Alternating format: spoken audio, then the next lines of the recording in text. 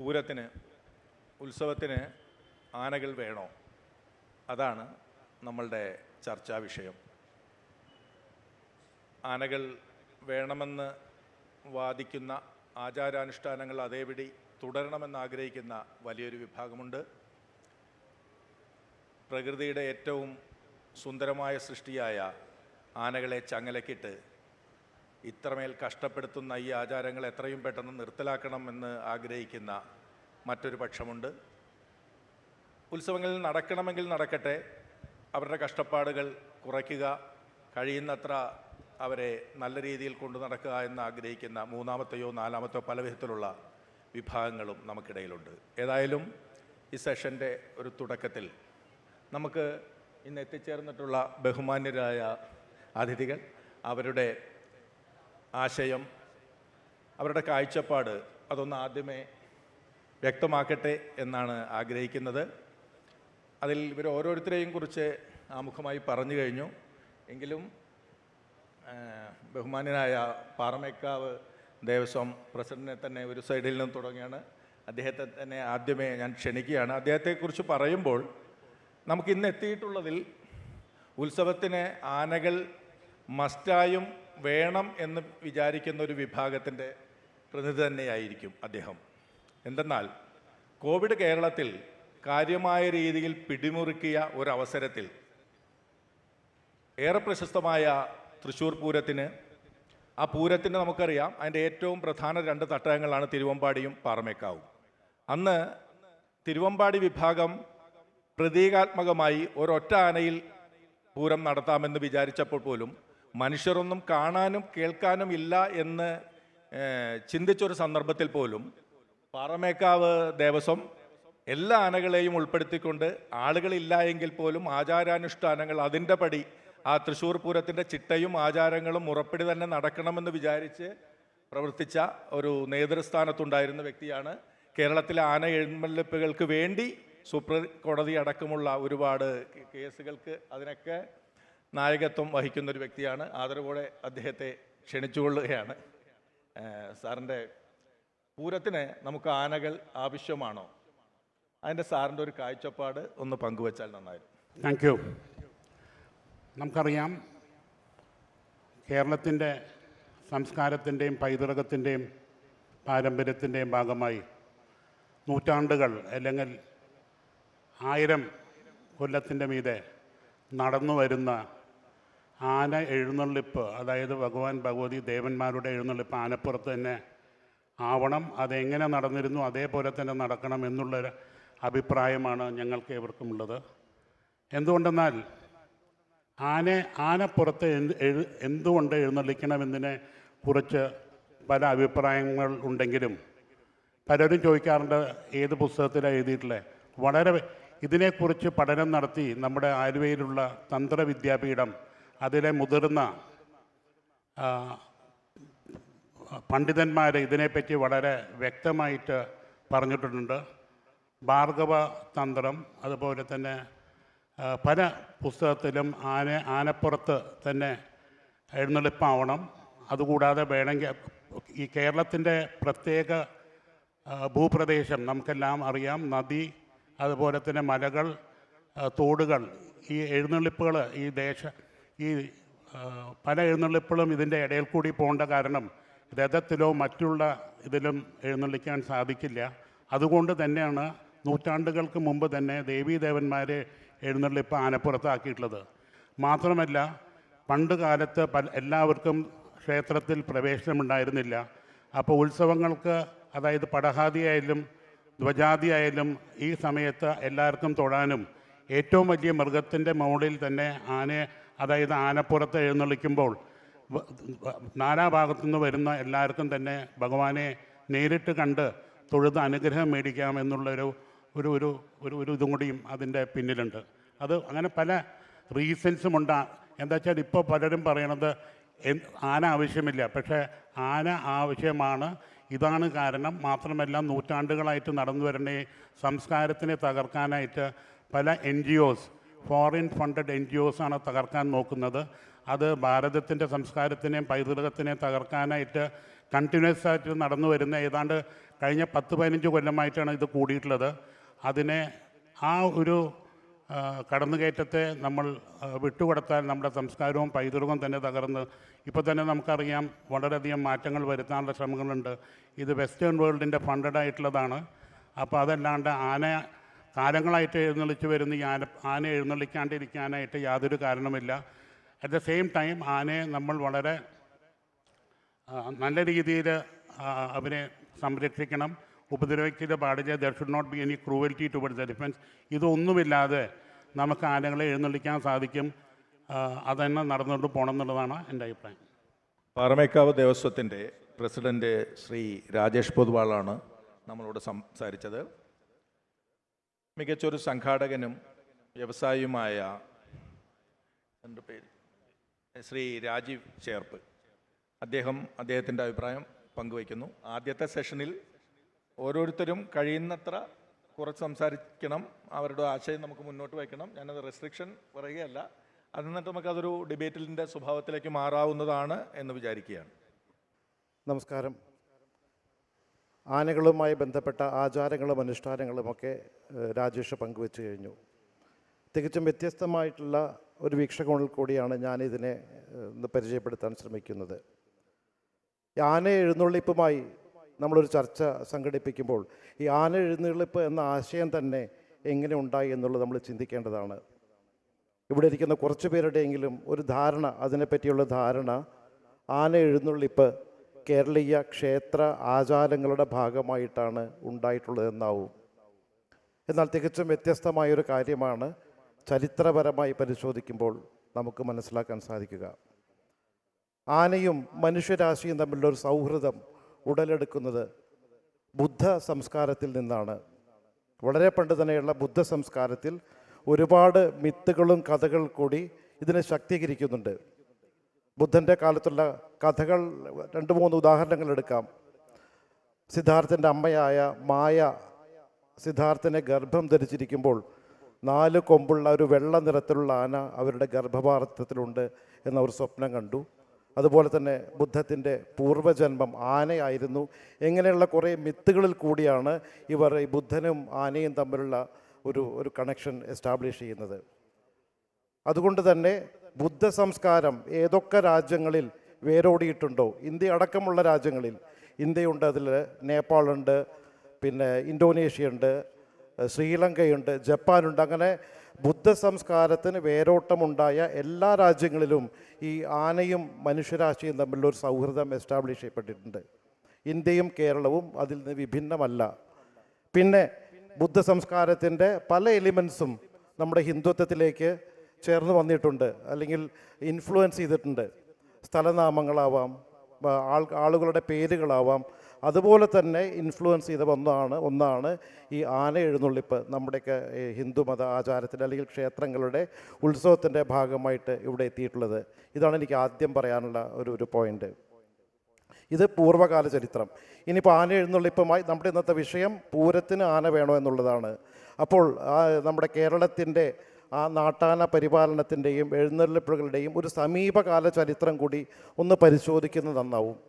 കഴിഞ്ഞൊരു 1/4 നൂറ്റാണ്ട് മുമ്പ് വരെ, അതായത് 25-30 കൊല്ലം വരെ ഈ ആനയുടെ നാട്ടാന പരിപാലനവും അതിൻ്റെ ക്ഷേത്രോത്സവങ്ങളുടെ എഴുന്നള്ളിപ്പും ഒന്ന് പരിശോധിച്ചാൽ നമുക്ക് വ്യക്തമാക്കുന്ന 2-3 വസ്തുതകളുണ്ട്. ഒരു 25 കൊല്ലം വരെ ഈ ആനയുടെ ഉടമസ്ഥാവകാശം ഉണ്ടായിരുന്നത്, അല്ലെങ്കിൽ ആനയെ സ്വന്തമാക്കിയിരുന്നത് ആ കാലഘട്ടത്തിലെ ഏറ്റവും സമ്പന്നമായിട്ടുള്ളൊരു വിഭാഗമായിരുന്നു. പിന്നെ സമ്പത്തുള്ള ദേവസ്വങ്ങളായിരുന്നു ആനകളുടെ ഉടമസ്ഥാവകാശം കയ്യിലുണ്ടായിരുന്നത്, ആനകളെ സ്വന്തമാക്കിയിരുന്നത്. അതൊരിക്കലും അവരുടെ ഉദ്ദേശം ആനകളെ വെച്ചുകൊണ്ട് കുറേ പൈസ ഉണ്ടാക്കുക, കച്ചവട മനസ്ഥിതി മനസ്സിൽ വെച്ചുകൊണ്ടല്ല ഈ ആളുകളൊന്നും ആനയെ സ്വന്തമാക്കിയിരുന്നത്. ഇതിൻ്റെ ഒരു ആന്ത്രപ്പോളജിക്കൽ ആസ്പെക്റ്റ് കൂടി എടുത്തു കഴിഞ്ഞാൽ അതിൻ്റെ കാരണം നമുക്ക് ആലോചിച്ചാൽ അറിയാം. ആന എന്നത് ഏത് കാലത്തും ശക്തിയുടെയും വലിപ്പത്തിൻ്റെയും ഗാംഭീര്യത്തിൻ്റെയും ഗരിമയുടെയും ഒക്കെ ഒരു പ്രതീകമായിട്ടാണ് എന്നും നമ്മൾ കണ്ടുകൊണ്ടിരുന്നത്. അപ്പോൾ സമൂഹത്തിൽ തങ്ങളുടെ നിലയും വിലയും ഗരിമയും ഗാംഭീര്യവും ഒക്കെ കാണിക്കുന്നതിന് കൂടി വേണ്ടിയിട്ടാണ് അന്നത്തെ ഈ അതിസമ്പന്നരായിട്ടുള്ള ആളുകൾ ആനയെ വീട്ടിൽ വളർത്തിയിരുന്നത്, അല്ലെങ്കിൽ ആനയുടെ ഉടമസ്ഥാവകാശം നേടിയിരുന്നത്. അതുകൊണ്ട് തന്നെ അവർക്ക് ആനയോടുള്ള സ്നേഹവും മമതയും വാത്സല്യവും ഉണ്ടായിരുന്നു. ആനയെ വളരെ ഭംഗിയായിട്ട് അവർ നോക്കിയിരുന്നു, ആനകളെ ശുശ്രൂഷിച്ചിരുന്നു. ആനകളുടെ ശുശ്രൂഷ തന്നെ ഒരു വിഭാഗമായിട്ട് അന്ന് ഡെവലപ്പ് ചെയ്തിട്ടുണ്ടായിരുന്നു. ആന ശുശ്രൂഷയെ പറ്റിയിട്ട് പുസ്തകങ്ങൾ വരെ ഇറങ്ങിയിട്ടുള്ളൊരു നാടാണ് കേരളം എന്ന് നാം മറക്കരുത്. അത്ര ഭംഗിയായിട്ടാണ് സമയത്തിന് വെള്ളം കൊടുക്കും, ആനയ്ക്ക് ഔഷധങ്ങൾ കൊടുക്കും, നീര് കാലത്ത് ആനയെ കെട്ടിയിടും. നീര് നീട്ടാനോ നീര് കുറയ്ക്കാനോ ഒന്നും മരുന്ന് കൊടുക്കുന്ന രീതി നിലവിലുണ്ടായിരുന്നില്ല. ഇതിനൊക്കെ പുറമെ അന്നത്തെ ആനക്കാരെന്ന് പറഞ്ഞാൽ ആനയുടെ ചട്ടക്കാരൻ അല്ലെങ്കിൽ ഒന്നാം പാപ്പാൻ എന്ന് പറയുന്ന പ്രഥമ ആനക്കാരൻ 50-60 വയസ്സിനൊക്കെ മുകളിലുള്ള ആളുകളായിരുന്നു. അവർ ഈ ആനപ്പണിയിൽ കഴിവും തെളിവൊക്കെ തെളിയിച്ചിട്ടുള്ള ആളുകളെയാണ് ആ കാലത്ത് ആനക്കാരായിട്ടുള്ള, പ്രത്യേകിച്ച് ചട്ടക്കാരനായിട്ടും ഒന്നാം പാപ്പാനായിട്ടൊക്കെ വെച്ചിട്ടുള്ളത്. അന്നത്തെ വാമൊഴിയൻ ഇതുപോലെയാണ്. ഒരു ആനയെ അനുസരിപ്പിക്കണമെങ്കിൽ 80 വാക്ക് 19 ഓങ്ങ് ഒരടി എന്നാണ് പറയുക. അത്ര ക്ഷമാശീലമുള്ള ആനക്കാരായിരുന്നു. ഒരു ആനയെ അനുസരിപ്പിക്കണമെങ്കിൽ 80 വാക്ക് വരെ, 80 തവണ വരെ അവർ ആനോട് പറഞ്ഞു നോക്കും. എന്നിട്ടും അനുസരിച്ചില്ലെങ്കിലാണ് ഓങ്ങുക, അടിക്കലല്ല, 19 തവണ ഓങ്ങും അവർ. എന്നിട്ടും അനുസരിച്ചില്ലെങ്കിലാണ് ആന ഒരടി അടിക്കുന്നത്. അതായിരുന്നു അന്നത്തെ ഒരു രീതി. ഇനി നമ്മൾ അതിന് ഇപ്പോഴത്തെ കാലഘട്ടമായി ഒന്ന് കമ്പയർ ചെയ്ത് നോക്കൂ. ഇന്ന് ആരാണ് ആനയുടെ ഉടമസ്ഥന്മാർ? ആരാണ് ആനയെ സ്വന്തമാക്കുന്നത്? അന്ന് ആ 25-30 കൊല്ലം മുമ്പുള്ള ഒരു ആളുകളല്ല ഇന്ന് ആനയെ കൈകാര്യം ചെയ്യുന്നത്. ഇന്ന് ആനയുടെ ഉടമസ്ഥന്മാരെന്ന് പറഞ്ഞാൽ എല്ലാവരെയും അടച്ചാക്ഷേപിക്കുകയല്ല, പക്ഷെ ഒരു 80% വരുന്ന ആന ഉടമസ്ഥന്മാരുടെ ആനയെ ഒരു കച്ചവട ഉപാധിയായി മാത്രമാണെന്ന് കാണുന്നത്. ആനയുടെ ഒരു ഉപഭോഗ വസ്തുവായിട്ടാണ് കാണുന്നത്. അവിടെ തുടങ്ങുന്നു നമ്മുടെ ആന പരിപാലനത്തിലുള്ള മൂല്യച്യുതി. ഓഫ് കോഴ്സ് ദേവസ്വങ്ങളെ മാറ്റി നിർത്തിക്കഴിഞ്ഞാൽ ആന ഉടമസ്ഥന്മാർ ആനകളെ ഇന്ന് വെറും ഒരു കച്ചവട ചരക്കായിട്ട് അല്ലെങ്കിൽ ഉപഭോഗ വസ്തുവായി കണ്ടു തുടങ്ങിയത് മുതൽ നമ്മുടെ ഈ പ്രശ്നങ്ങൾ ആരംഭിക്കുകയായി. അവർക്ക് റിട്ടേൺ ഓഫ് ഇൻവെസ്റ്റ്മെൻറ്റാണ് പ്രധാനം. ആനകളിൽ നിന്നുള്ള വരുമാനം 60-70 ലക്ഷം ഒരു വർഷം കിട്ടണം. അതിൻ്റെ ഇടയ്ക്ക് കരാറുകാർ വരുന്നു, അവരുടെ ലാഭം കിട്ടണം. ഇതൊക്കെ ചേർന്ന് എല്ലാ പ്രഷറും വരുന്നത് ആനകളുടെ മേലിലാണ്. ആനകളെ ഒരു സ്ഥലത്ത് നിന്നും അടുത്ത ഉത്സവ സ്ഥലത്തേക്ക് ലോറിയിൽ കയറ്റി ഓടിക്കുക, ഭക്ഷണം കൊടുക്കാതെ വെള്ളം കൊടുക്കാതെയാണ് എഴുന്നള്ളിപ്പുകൾ മാറി മാറി ആന എഴുന്നള്ളിപ്പിക്കുന്നത്. അപ്പോൾ ഇതാണ് ഇപ്പോഴത്തെ ഒരവസ്ഥ. ഈ കാഴ്ചപ്പാടാണ് മാറേണ്ടത്. അടുത്തത് ഉത്സവത്തിൻ്റെയും ക്ഷേത്രത്തിൻ്റെയും ഒരു സാംസ്കാരിക തലം കൂടി പറഞ്ഞുകൊണ്ട് ഞാൻ നിർത്താം. ഞാൻ പ്രാഥമികമായി അടിസ്ഥാനപരമായി ഞാനൊരു സംഘാടകനാണ്. ഒരുപാട് സാംസ്കാരിക പ്രവർത്തനങ്ങൾ സംഘടിപ്പിക്കുന്നുണ്ട്. എന്നാൽ എൻ്റെ തുടക്കം ഒരു പൂരത്തിൻ്റെ സംഘാടനത്തിൽ നിന്നാണ്. ഇന്ന് ചരിത്രപ്രസിദ്ധമായ അല്ലെങ്കിൽ ലോകത്തിലെ തന്നെ ഏറ്റവും പഴക്കം ചെന്ന 2ാമത്തെ ഫെസ്റ്റിവൽ എന്ന് ഖ്യാതി നേടിയ പെരുവനം ആറാട്ടുപുഴ പൂരങ്ങളുടെ സംഘാടനത്തിൽ കഴിഞ്ഞ 30 വർഷമായി സജീവമായി പ്രവർത്തിക്കുന്ന ഒരാളാണ് ഞാൻ. അതുകൊണ്ട് തന്നെ ഇത്തരം കാര്യങ്ങളെയൊക്കെ വളരെ അടുത്തു നിന്ന് വീക്ഷിക്കുന്ന ഒരാളാണ്, സസൂക്ഷ്മം ശ്രദ്ധിക്കുന്ന ഒരാളാണ്. അത് വെച്ചുകൊണ്ട് പറയുകയാണ്, നമ്മുടെ മതപരമായ ചടങ്ങുകളും ആചാരങ്ങളും മാറ്റിവെച്ചു കഴിഞ്ഞാൽ ഈ ക്ഷേത്രോത്സവങ്ങളും പൂരങ്ങളുമൊക്കെ കേരളത്തിൻ്റെ ഒരു സാംസ്കാരിക തലത്തിൽ ആഴത്തിൽ വേരൂന്നിയിട്ടുള്ളൊരു കാര്യമാണ്. നമ്മുടെ സാംസ്കാരിക മൂല്യച്യുതിയൊക്കെ നമ്മൾ സംസാരിക്കുമ്പോൾ ഈ ഉത്സവത്തിനും പൂരങ്ങൾക്കുമൊക്കെ അതിൻ്റേതായ ഒരു സ്ഥാനം അടയാളപ്പെടുത്തിയിട്ടുണ്ട് കേരളത്തിൻ്റെ സാംസ്കാരിക മണ്ഡലത്തിൽ. ആ കാര്യത്തിന് യാതൊരു തർക്കവുമില്ല. ഇപ്പോൾ 13 ദിവസം നീണ്ടു നിൽക്കുന്ന പെരുവനം ആറാട്ടുപുഴ പൂരങ്ങളുടെ മറ്റൊരു തലം കൂടി ഞാൻ പറയാം. അതിനൊരു എക്കോ സിസ്റ്റം ഉണ്ട് അവിടെ. ആ എക്കോ സിസ്റ്റത്തിൽ അടങ്ങിയിരിക്കുന്ന ഒരു ക്രിയേറ്റീവ് എക്കോണമി ഉണ്ട്.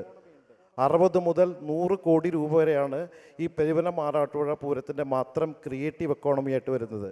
ലക്ഷക്കണക്കിന് ആളുകൾക്കാണ് ഇതിൽ കൂടെ ജോലി ലഭിച്ചുകൊണ്ടിരിക്കുന്നത്. ഇപ്പോൾ എൻ്റെ സുഹൃത്ത് രാജേഷ് പുതുവള്ളറിയാം, അദ്ദേഹം നയിക്കുന്ന തൃശ്ശൂർ പൂരത്തിൻ്റെ 3 ദിവസം മാത്രം നീണ്ടു നിൽക്കുന്ന ഈ തൃശ്ശൂർ പൂരത്തിൻ്റെ പിന്നിലുള്ള ക്രിയേറ്റീവ് എക്കോണമി എന്ന് പറയുന്നത് 100 മുതൽ 200 കോടി രൂപ വരെയാണ്. അപ്പോൾ കേരളത്തിലെ മൊത്തം ഉത്സവങ്ങളും പൂരങ്ങളും എടുത്താൽ അതിൻ്റെ എക്കോണമി 1000 കോടികളാണ് വരുന്നത്. ഒരുപാട് ലക്ഷക്കണക്കിന് ദശലക്ഷക്കണക്കിന് ആളുകൾക്കാണ് നേരിട്ടും അല്ലാതെയും ജോലി ലഭിക്കുന്നത്. ഒന്ന് ആലോചിച്ച് നോക്കൂ. വാദ്യകലാകാരന്മാർ, ആനക്കാർ, ആനപ്പുറത്ത് കയറുന്നവർ, ആനച്ചമയം നിർമ്മിക്കുന്നവർ തൊട്ട് പൊരിയും ഐസ്ക്രീമും ബലൂണും വിൽക്കുന്ന ആളുകൾ വരെ ഈ എക്കോണമിയുടെ ഭാഗമായി പ്രവർത്തിക്കുന്നു. അതുകൊണ്ട് ഈ പൂരം ഉത്സവം എന്നിവ നിലനിൽക്കുന്നതിന് പ്രത്യേകിച്ച് പൂരവും ഉത്സവവും കാണാൻ വരുന്ന ആളുകൾക്ക് പ്രധാനമായി 2 ആകർഷണങ്ങളാണുള്ളത്. ഒന്ന് വാദ്യങ്ങൾ, ഇപ്പോൾ മേളായാലും തായമ്പകയായാലും പഞ്ചവാദ്യയിലും കേരളീയ വാദ്യകലകൾ. രണ്ടാമത്തേത് ആന എഴുന്നള്ളിപ്പ്. ഈ രണ്ടിനും ഏതെങ്കിലും ഒന്ന് ക്ഷതം പറ്റിക്കഴിഞ്ഞാൽ ഈ എക്കോ സിസ്റ്റം തകരും എന്നുള്ള കാര്യത്തിൽ യാതൊരു സംശയമില്ല. അപ്പോൾ കുറേ കാലമെങ്കിലും ഇപ്പോൾ നടക്കുന്ന അതേപോലെയുള്ള ഒരു രീതി നടന്നു പോകണം. പിന്നെ ബാക്കിയുള്ള കാര്യങ്ങൾ സ്വാഭാവികമായി വരുന്ന കാലത്ത് ആലോചിക്കാമെന്നാണ് എൻ്റെ വ്യക്തമായിട്ടുള്ള അഭിപ്രായം. ആ പൂരത്തിന് ആന വേണം കുറേ കാലം കൂടി എന്ന് മാത്രം ഞാൻ പറഞ്ഞു വയ്ക്കുന്നു. Thank you Rajeev Menon sir. നമുക്ക് ഒരു ഫസ്റ്റ് റൗണ്ട് സമയം കൃത്യമായിട്ട് പാലിക്കാൻ നമുക്ക് എല്ലാവരും ശ്രമിക്കണമെന്നൊരു അപേക്ഷയുണ്ട്. തീർച്ചയായിട്ടും പൂരങ്ങൾക്ക് ആന ആവശ്യമാണ് എന്ന് വിശ്വസിക്കുന്ന, അങ്ങനെ വാദിക്കുന്ന രണ്ടുപേർ, ശ്രീ രാജേഷ് പൊതുവാളായാലും രാജീവ് മേനോൻ ചേർപ്പായാലും, അവർ തന്നെ അടിവരയിട്ട് പറയുന്നൊരു കാര്യമുണ്ട്. പൂരങ്ങൾക്ക്, ആഘോഷങ്ങൾക്ക് ആന ഒരു പരിധിവരെ കച്ചവട ഒരു സംസ്കാരത്തിലേക്ക് ആന ഉപയോഗിക്കപ്പെടുന്നു. ആനയുടെ കഷ്ടപ്പാടുകൾ, ആന അനുഭവിക്കുന്ന വേദനകൾ, അതിന് കൃത്യമായ രീതിയിൽ അതിന് പരിഹാരമുണ്ടാവണം. നല്ല രീതിയിൽ ആനകൾ പരിപാലിക്കപ്പെടണം എന്ന കാര്യത്തിൽ അവർക്ക് പോലും സംശയമില്ല. പക്ഷേ അങ്ങനെ ഇരിക്കെ ആനയെ, പൂരത്തിന് എന്തിനാണ് ഈ ആനയെപ്പോലൊരു ജീവിയെ പൂരത്തിൻ്റെ പേരിൽ അല്ലെങ്കിൽ നമ്മുടെ ആഘോഷങ്ങളുടെ പേരിൽ കഷ്ടപ്പെടുത്തുന്നത് എന്ന് വിചാരിക്കുന്നൊരു വിഭാഗമുണ്ട്. നമ്മൾക്കിടയിൽ ഇന്ന് മാധ്യമപ്രവർത്തകയും ഒരു യുക്തിവാദിയുമായ മനുജയുണ്ട്.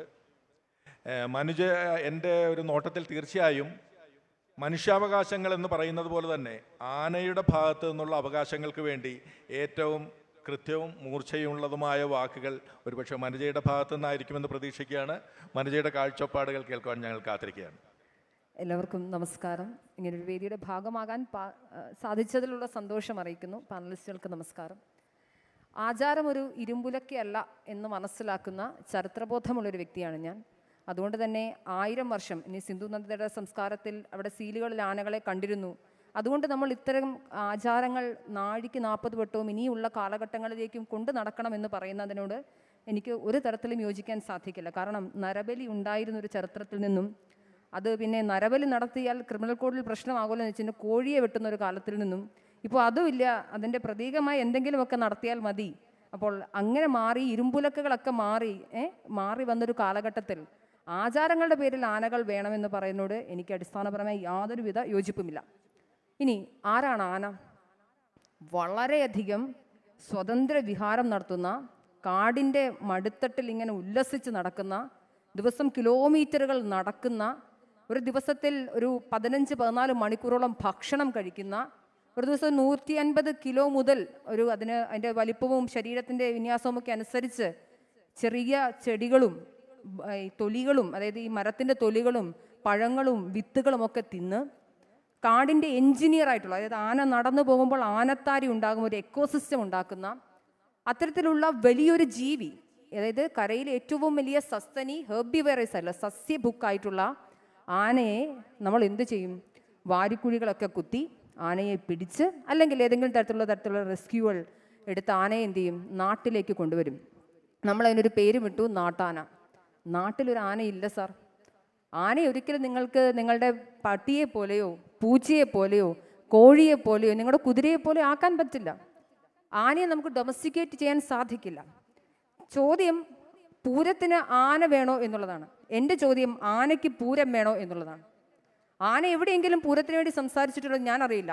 അതിന് മനസ്സിലാകുന്നൊരു ഭാഷയിൽ ഞാൻ ഇപ്പോൾ പോയി നാട്ടിലെ ഏതെങ്കിലും ഒരു ആനയോട് ചോദിക്കുകയാണ് അവരുടെ ഭാഷയിൽ, എടോ തനിക്ക് പൂരത്തിന് പോണോ? അടുത്ത തവണ തൃശ്ശൂർ വലിയൊരു പൂരം വരും, അപ്പോൾ താങ്കൾ ശിങ്കാരി മേളമൊക്കെ ആസ്വദിച്ച് പൂരത്തിന് തന്നെ വിടാം, തലയിൽ കുറേ തിടമ്പുമൊക്കെ ഏറ്റാം. നിങ്ങളിതിൽ എൻ്റെ മതനിന്ദയുടെ പുറത്ത് എനിക്ക് കേസെടുത്താലും കുഴപ്പമില്ല. ഇപ്പോൾ അദ്ദേഹം പറഞ്ഞു വെച്ചിരുന്ന കുറച്ച് ആനയ്ക്ക് കുറച്ച് പൊക്കമുണ്ട് എന്നുള്ളത് കൊണ്ടാണ്. നോക്കൂ, തീർച്ചയായും അതുകൊണ്ടാണ്. പണ്ട് മുതലേ ആനകളെ ഒരു വലിയ നമ്മൾ വിചാരിക്കുന്നുള്ളൂ ഭയങ്കര ശക്തിയുള്ളൊരു മൃഗമാണത്. അതിൻ്റെ തന്നെ ശക്തി അറിയില്ല എന്ന് പറയാം. അപ്പം വലിയൊരു പൊക്കമുള്ള ആന, ശക്തിയുള്ള ആന, അതിന് വാർ എലഫൻസ് ആയിട്ടാണ് ആദ്യം പിടിച്ചുകൊണ്ടിരുന്നത്. അതായത് യുദ്ധത്തിൽ ജയിക്കണം. അപ്പോൾ പൊക്കമുള്ളൊരു പ്രദേശത്ത് നിൽക്കുന്ന ഒരു ആളുടെ അടുത്തേക്ക് ഒന്ന് കാട്ടുമൃഗങ്ങൾക്ക് അറ്റാക്ക് ചെയ്യാൻ സാധിക്കില്ല. അങ്ങനെ കാട്ടുമൃഗങ്ങൾ അങ്ങനെ ആനയെ അറ്റാക്ക് ചെയ്യാറുമില്ല. അപ്പം അങ്ങനൊരു സിറ്റുവേഷൻ ഉണ്ട്. ഇനി മറ്റൊരു കാര്യം എന്താണ്? പ്രോസ്പെരിറ്റി, വെൽത്ത്, ഇതിൻ്റെയൊക്കെ ഭാഗമായാണ് ആനകൾ എടുത്തിരുന്നത്. അപ്പം നാട്ടിൽ ആനയുള്ളൊരു വീട്ടിൽ തിന്നാനും കുടിക്കാനും ഉണ്ടെന്നായിരുന്നു എന്നർത്ഥം. അല്ലാതെ വീട്ടിലെ ദാരിദ്ര്യം പിടിച്ചവനൊന്നും ആനയെ വളർത്തിയ ചരിത്രമില്ല. അപ്പോൾ അങ്ങനെ ഒരു കാര്യമുണ്ട്. അപ്പോൾ നമ്മൾ എന്ത് ചെയ്തു? നാട്ടിലേക്ക് ആനയെ കൊണ്ടുവന്നു, മെരുക്കിയെടുത്തു. അല്ലാതെ ആനയെ നിങ്ങളുടെ ചട്ടമാണ് പഠിപ്പിച്ചത്. ആനയ്ക്ക് ഇഷ്ടമുള്ളതുപോലെ അല്ല. ആനയ്ക്ക് ഇഷ്ടമുള്ളതുപോലെ ആന ചെയ്യുന്നതിന് നിങ്ങൾ മതം പൊട്ടുക എന്ന് പറയും. വളരെ വലിയ മസ്തിഷ്കമുള്ളൊരു ജീവിയാണ് ആന. നിയോകോർട്ടെക്സ് വളരെ ഡെവലപ്പ് ആയതുകൊണ്ട് തന്നെ ചില ഇമോഷൻസ്, അതായത് അത് അനുകമ്പയുണ്ട്, അതിന് സഹതാപമുണ്ട്, അതൊരു സോഷ്യൽ ആനിമലാണിത്.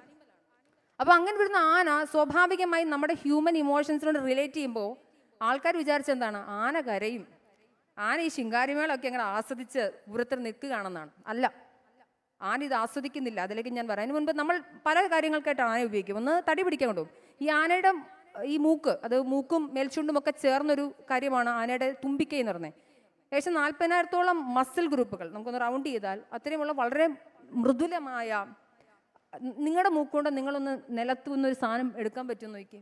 ഒന്നും വേണ്ട, നിങ്ങൾ ഈ കയ്യിലിരിക്കുന്ന നിങ്ങളുടെ കൈ എടുത്തിട്ട് ഈ മൂക്കൊന്ന് ഉരച്ചു നോക്കി, നിങ്ങൾക്ക് വേദന എടുക്കുമോ? ആനയ്ക്ക് വേദന എടുക്കും. അപ്പം അതിനെ നിങ്ങൾ എന്ത് ചെയ്യും? തടി പിടിപ്പിക്കാൻ കൊണ്ടുപോകും. തെറ്റ്. അന്നത്തെ കാലത്ത് വേണ്ടിയിരുന്നു. ഇന്ന് നിങ്ങൾക്ക് അതിൻ്റെതായ സംവിധാനം. ഞാൻ തലച്ചുമടായി തൊഴിലെടുക്കുന്നതിനെ വരെ എതിർക്കുന്ന ഒരു വ്യക്തിയാണ്.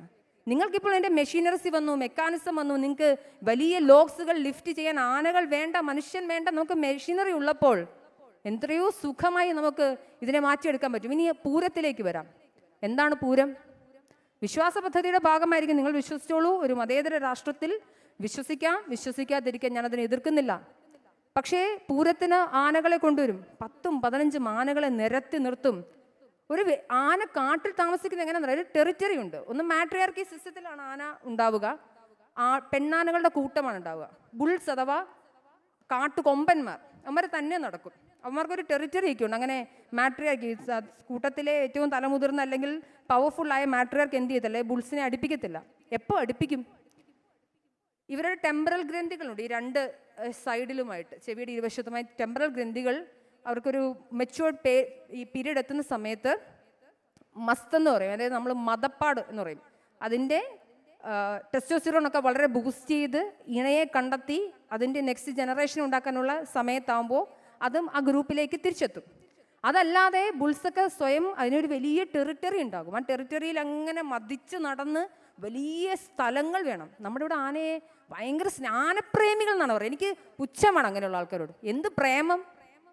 നിങ്ങൾ പ്രേമിക്കുന്ന ഒരാളെ, എനിക്കൊരു പ്രണയമുണ്ടെങ്കിൽ എന്നെ പ്രണയിക്കുന്ന ഒരാളെ, ഞാൻ പ്രണയിക്കുന്ന ഒരാളെ നിങ്ങൾ കൂട്ടിലിട്ട് വളർത്തുമോ? നിങ്ങൾ അതിനെ തല്ലുമോ? നിങ്ങൾ അതിനെ ചട്ടം പഠിപ്പിക്കുമോ? അതിനെ വ്യക്തിയെ കണ്ടല്ലേ നിങ്ങൾ നിൽക്കുന്നത്. നിങ്ങളുടെ പാർട്ട്ണറിനെ, നിങ്ങൾ പ്രേമിക്കുന്ന ആളെ, അയാളുടെ സ്വഭാവ സവിശേഷതകളിൽ പ്രശ്നങ്ങളുണ്ടെങ്കിൽ പറഞ്ഞ് മനസ്സിലാക്കും, അല്ലേ? നിയമപരമായ വശങ്ങളിലേക്ക് പോയത് ടോക്സിക് ആയാൽ നമ്മൾ ആ ബന്ധത്തിൽ നിന്ന് ഇറങ്ങിപ്പോരും. പ്രേമിക്കുന്ന ഒരാളെ നിങ്ങൾ തല്ലുമോ? അതിനെ തല്ലുന്ന് പറഞ്ഞാൽ കലിപ്പൻ കാന്താരി മോഡൽ നിങ്ങൾ തല്ലിയാൽ അത് ആധുനികതയിൽ നിങ്ങൾക്ക് അതൊക്കെ എന്തെങ്കിലും പറയാമെന്നല്ലാതെ ആനപ്രേമികൾ എന്ന് പറയുന്ന ആളുകൾ കാണിക്കുന്ന അങ്ങനെയാണ്. ഇനി എന്ത് ചെയ്യും? പൂരത്തിന് ഏറ്റവും ലോ ഫ്രീക്വൻസി, നിങ്ങൾ വിശ്വസിക്കില്ല, ആനകൾ ഈ അതിൻ്റെ കാലുകളായിക്കോട്ടെ, എൻ്റെ ഘ്രാണശക്തി ആയിക്കൊള്ളട്ടെ, ആനകൾ വെള്ളം കണ്ടുപിടിക്കുന്നത്, ഇണയെ കണ്ടുപിടിക്കുന്നത്, ഭക്ഷണം കണ്ടെത്തുന്നത് ചെറിയ വളരെ ലോ ഫ്രീക്വൻസിയിലാണ് അതിൻ്റെ സൗണ്ടുകൾ. നമുക്ക് പോലും അറിയാതെ ഇൻഫ്രാ സൗണ്ടുകൾ വഴിയാണ് അവരെന്ത് ചെയ്യുന്നത്, അവർ കമ്മ്യൂണിക്കേഷൻ പോലും നടത്തുന്നത്. നമ്മൾ എങ്ങനെയാണ് ഈ കാട്ടിൽ നിന്ന് ഇറങ്ങി വരുന്ന വയലുകളിലും വാഴക്കന്നുകളും ഒക്കെ തിന്നാൻ വരുന്ന ആനകളെ നിങ്ങൾ എങ്ങനെയാണ് ഓടിക്കുന്നത്? പാട്ട കൊട്ടിയും പടക്കമെറിഞ്ഞും തീ കാണിച്ചു അവരെ പേടിക്കും. ഈ പടക്കം പൊട്ടിച്ചും പാട്ട കൊട്ടിയും ഓടുന്ന ആനകളുടെ കീഴെ കൊണ്ട് ശിങ്കാരിമേളം വെക്കും. ഭയങ്കര രസമാണല്ലോ. ആന എന്ത് ചെയ്ത് കാണുമ്പോൾ അങ്ങോട്ട് ആസ്വദിച്ച് ചെവിയാട്ടെന്നാണ് പറയുന്നത്. ആന എന്തിനാ ചെവിയാട്ടുന്നത്? ആനയ്ക്ക് വലിയ കറുത്ത വസ്ത്രമിടുന്ന, നിങ്ങൾ അങ്ങനെ നടക്കുന്നതോട് ചോദിക്കുക, അല്ലെങ്കിൽ നമുക്ക് കറുപ്പിനെ വല്ലാണ്ട് ചൂടിനെ ആകർഷിക്കും. ദേഹം മുഴുവൻ ചുക്കിച്ചിളിഞ്ഞ് കറുത്ത നിറമുള്ള വലിയ മാസമുള്ള ആനയെ സംബന്ധിച്ചിടത്തോളം ചൂടാണ്, അതിന് സഹിക്കാൻ പറ്റുന്നില്ല. കാട്ടിലാണെങ്കിൽ എന്ത് ചെയ്യും? രാവിലെ തിന്നും, ഉച്ചയാകുമ്പോൾ ചൂട് വരുന്ന സമയത്ത് എന്ത് ചെയ്യും? ഏതെങ്കിലും തണൽ മരത്തിൻ്റെ കീഴെ പോയി വിശ്രമിക്കും. ആഫ്രിക്കൻ ആളുകളൊക്കെ ആണെങ്കിൽ പൂർണ്ണമായ സമയത്ത് നിൽക്കുകയാണ് ചെയ്യുക. അങ്ങനെ വയ്യാണ്ടൊക്കെ വരുമ്പോൾ അത് കിടക്കും, വൈകുന്നേരം പിന്നെയും തിന്നും. ഇതൊക്കെയാണ് ആനയുടെ രീതി. അപ്പോൾ ഉച്ചയ്ക്കൊക്കെ അങ്ങോട്ട് വലിയ കുടമാറ്റത്തിനും അതിനൊക്കെ ആനയെ കൊണ്ടുപോയി നിർത്തും. ആന എന്ത് ചെയ്യും? ചൂട്. അതിന് കുറച്ച് വിയർപ്പ് ഗ്രന്ഥികളുണ്ട്. നിങ്ങൾ വിചാരിക്കുന്ന പോലെ അല്ല, അതിന് വിയർപ്പ് ഗ്രന്ഥികൾ വളരെ കുറവാണ്. നമ്മൾ എന്ത് ചെയ്യും? ഇവിടെ AC ഉണ്ട്, എനിക്കതുകൊണ്ട് ഇവിടെ ഇരിക്കാൻ പറ്റും. നിങ്ങൾ എന്തിനാണ് ഈ ഷെയ്ഡിൻ്റെ കീഴിൽ ഇരിക്കുന്നത്? നിങ്ങൾക്ക് സുഖിക്കാൻ, നിങ്ങൾ സുഖത്തിനല്ലേ. നമ്മളെല്ലാവരും കഴിഞ്ഞ വർഷം അതിഭീകരമായ വേനൽ വന്നപ്പം എയർ കണ്ടീഷൻ മേടിക്കാത്ത ആരെങ്കിലും ഉണ്ടോ ഇതിനകത്ത് വീട്ടിൽ? അപ്പം നമ്മൾ എന്ത് ചെയ്യും? ആനയെ അവിടെ കൊണ്ട് നിർത്തും. ഈ ലോ ഫ്രീക്വൻസീസിൽ മാത്രം അത്രയും കേൾക്കാൻ പറ്റുന്ന ആനയുടെ കീഴെ കൊണ്ടുപോയി ശിങ്കാരിമേളം നിർത്തും. സഹിക്കാൻ പറ്റില്ല അതിന്. ചൂടോ! നിങ്ങൾ ആനയുടെ കാലിൻ്റെ അടിവശം കണ്ടിട്ടുണ്ടോ? കുളമ്പില്ലതിന്. ഇതൊരു സാധാരണ മൃഗമാണ്. ഫാറ്റി മസിൽസ് കൊണ്ടുള്ള ഫാറ്റി ടിഷ്യൂസും വളരെയധികം കുഷ്യൻ പോലെയാണ് എൻ്റെ കാലിൻ്റെ അടിവശം ഇരിക്കുന്നത്. ഈ കാലിൻ്റെ അടിവശം ഇരിക്കുന്ന ആനയെ നിങ്ങൾ എന്ത് ചെയ്യും? തറയിൽ കൊണ്ട് ചവിട്ടി നിർത്തും. നിങ്ങൾ ചെരുപ്പിടാൻ നടക്കാറുണ്ടോ? പിന്നെ ആന നടക്കണമെന്ന് നിങ്ങൾ എങ്ങനെ പറയുക? അപ്പോൾ അങ്ങനെ ഒരു വശം. എന്നിട്ട് എന്ത് ചെയ്യും? പടക്കം പൊട്ടിക്കാൻ തുടങ്ങും. അപ്പോൾ എന്ത് കുറുമ്പനാകും അങ്ങോട്ട്. കുറച്ച് കഴിയുമ്പോൾ എന്ത് ചെവിയാട്ടും എന്ത് സംഭവിക്കും? എൻ്റെ രക്തക്കുഴലുണ്ട്, ധാരാളം രക്തക്കുഴൽ വികസിപ്പിച്ച് ആന എന്ത് ചെയ്യും? ചെവിയാട്ടി ചൂടായി ആറ്റുന്നതാണത്. കുറച്ച് കഴിയുമ്പോൾ ടെൻഷൻ അടിക്കാൻ തുടങ്ങും, അതിന് ഹൃദയവേദന എടുക്കാൻ തുടങ്ങും, അത് പാനിക്കാകും, ബഹളം വയ്ക്കും, തല ഇങ്ങനെ ഇളക്കി അതിന് കുറച്ച് സിംറ്റംസ് കാണിക്കും. മടുത്തു ഞാനെന്ന് പറയും. അപ്പം എന്ത് ചെയ്യും? പാപ്പാൻ എന്ത് ചെയ്യും? തോട്ടിയിട്ട് പുറകിൽ അടിക്കും. ഈ പുറകിൽ ആനച്ചന്തെന്നും പറഞ്ഞ് കെ നസീർ പണ്ട് എൻ്റെ ചെറുപ്പത്തിൽ കുറച്ച് നാൾ മുന്നേ വായിച്ചൊരു ആർട്ടിക്കിളിൽ ഈ ആനയുടെ പുറകുവശം നിങ്ങൾ കണ്ടിട്ടുണ്ടോ? കാലൊക്കെ വ്രണമായിരിക്കും. വ്രണത്തിന് മേലെ ചങ്ങല ഇട്ടിട്ടുണ്ടാവും. ഞാൻ എല്ലാ ആനകളെയും ഒന്നുമല്ല പറയുന്നത്, പക്ഷേ ഭൂരിഭാഗം. എന്നിട്ട് എന്ത് ചെയ്യും? ഈ ആനകളെ തല്ലും. ഈ പഠിപ്പിച്ചു വെച്ചേക്കാണല്ലോ, വടി ഓങ്ങിയാൽ, ഇപ്പോൾ അദ്ദേഹം ഓങ്ങുന്നതോ, ഓങ്ങിയാൽ പേടിയാണ് അതിന്, കാരണം അടിക്കുവനെ. അപ്പോൾ കുറച്ച് കഴിയുമ്പോൾ എന്ത് ചെയ്യും? ഇതൊക്കെ മടുത്ത് കഴിയുമ്പം ആന വിറളി പൂണ്ടും, ആന ബഹളം വയ്ക്കും. ആന ഈ വലിയ സ്നേഹം, ആനപ്രേമികളെ എടുത്ത് ആദ്യം അടിക്കും. പിന്നെ ആദ്യം പുറത്തിരിക്കുന്ന പാപ്പാനെ കയറി അടിക്കും. എത്ര പാപ്പാന്മാർ മരിച്ചിട്ടുണ്ട്? നിങ്ങൾ കാട്ടിൽ നിന്ന് ഇറങ്ങി വരുന്ന ആനകളെ കുറിച്ച്, കോൺഫ്ലിക്ട്സിനെ കുറിച്ച് പറയുമ്പോൾ ഈ നാട്ടിലെ സാധാരണക്കാരായ വളരെ തുച്ഛമായ തുകയ്ക്ക് ജോലി എടുക്കാൻ പോകുന്ന എത്ര ആന പാപ്പാന്മാരെ ഈ നിങ്ങൾ ഈ പേരിട്ട് വിളിക്കുന്ന ആനപ്രേമികൾ കണ്ടിട്ടുണ്ട്. കൊന്നു കളയുമ്പോൾ നിങ്ങൾ എത്ര പേര് വഴിയിൽ നിന്ന് സമരം ചെയ്തിട്ടുണ്ട്? അപ്പൊ ആനപ്രേമികളുടെ പ്രേമത്തെക്കുറിച്ച് പറയണം. പിന്നെ ഒന്നുണ്ട്, ഇപ്പൊ ഞാൻ എൻ്റെ കൺക്ലൂഷനിലേക്ക് വരികയാണ്. പിന്നെ തിടം പറ്റുന്ന ഒരു കാര്യം പറഞ്ഞു. ഈ അയ്യപ്പൻ്റെ തിടം പറ്റിയ ഒരു ആനയുണ്ടായിരുന്നു. അത് ആനയുടെ പേര് ഞാൻ പറഞ്ഞു, മണികണ്ഠൻ ആണെന്നാണ് എൻ്റെ ഓർമ്മ. കുറുമ്പ് കൂടുതലായതുകൊണ്ട് പിന്നെ മണികണ്ഠനെ തിടം പറ്റാൻ വിട്ടിട്ടില്ല. പിന്നെ ഒരു കുറച്ച് കാലഘട്ടം വരും, മസ്ത് സമയം, അതായത് ഇതിന് മതമിളകും. ഞാൻ പറഞ്ഞില്ലേ, ഈ ടെമ്പറൽ ഗ്രന്ഥിയിൽ നിന്ന് ഇതിന് ഇണയെ തേടണം. നിങ്ങൾ വിചാരിക്കുന്നില്ല, ടെസ്റ്റോസ്റ്ററോൺ 60% കൂടുന്നൊരു സമയത്ത് ഇതിനെന്ത് ചെയ്യും? സുഖചികിത്സ. എന്താ? നെയ്യുരുട്ടി കൊടുക്കും, മുട്ട കൊടുക്കും, പനമ്പട്ട്. ഈ ആനയ്ക്ക് എത്താത്ത പനമ്പട്ട തിന്നാറില്ല. അതിൻ്റെ ദഹന വ്യവസ്ഥയിൽ അങ്ങനൊന്നും ഇല്ല. ഇളം പുല്ലുകൾ, കുറ്റിക്കാട്ടിലെ സാധാരണ ചെടികൾ, പഴങ്ങളും തിന്ന് ആനയ്ക്ക് കൊണ്ട് സ്നേഹത്തോടെ കൊടുക്കും. എന്നിട്ട് 4 കാലും കെട്ടിയിട്ടിട്ട് ചങ്ങല കെട്ടിയിട്ട് പറയും, ഞങ്ങൾ സുഖചികിത്സ എടുക്കാന്ന്. കുറേ ഇത് തിന്ന് മടുത്ത് തിന്നാതിരിക്കും. ടെസ്റ്റോസ്റ്ററോൺ ബൂസ്റ്റായി നിൽക്കുന്ന ഒരാളോട് നിങ്ങൾ ചുമ്മാ ഞാൻ ചോദിക്കണം, അവസ്ഥ ഭീകരമായ ശക്തിയായിരിക്കും. അവസാനം എന്ത് ചെയ്യും? എരണ്ടകട്ടൽ വരും, മതം പൊട്ടും, എരണ്ടകട്ടൽ വന്ന് ചത്തുപോകും. അപ്പം ഇങ്ങനെയുള്ള ആനയൊക്കെ കൊണ്ടുവന്ന് വെച്ചേച്ച് ഞങ്ങൾ കണ്ണ് കാണാത്ത തെച്ചിക്കോട് രാമചന്ദ്രനെ ഞങ്ങൾക്ക് തിണം പറ്റാൻ വേണമെന്ന് വാശി പിടിക്കുന്ന കുറേയധികം ആളുകളുണ്ട്. പത്രത്തിലുള്ള ആളുകളൊന്നും ആനപ്രേമികളല്ല. അതുകൊണ്ട് നിങ്ങൾ പൂരത്തിൽ ആന വേണമെന്നല്ല, ആനയോട് പോയി ചോദിക്കുക, ആനയെ നിനക്ക് പൂരം വേണമെന്ന് പറഞ്ഞാൽ എനിക്കെങ്ങും വേണ്ട, എന്നെ ഒന്ന് കൊണ്ടുപോയി വിറ്റുവാർ തരാമോ കാട്ടിലേക്കെന്നേ ആന ചോദിക്കുകയുള്ളൂ. അതാണ് എൻ്റെ ആദ്യത്തെ പോയിന്റ്. നമസ്കാരം. നമസ്കാരം.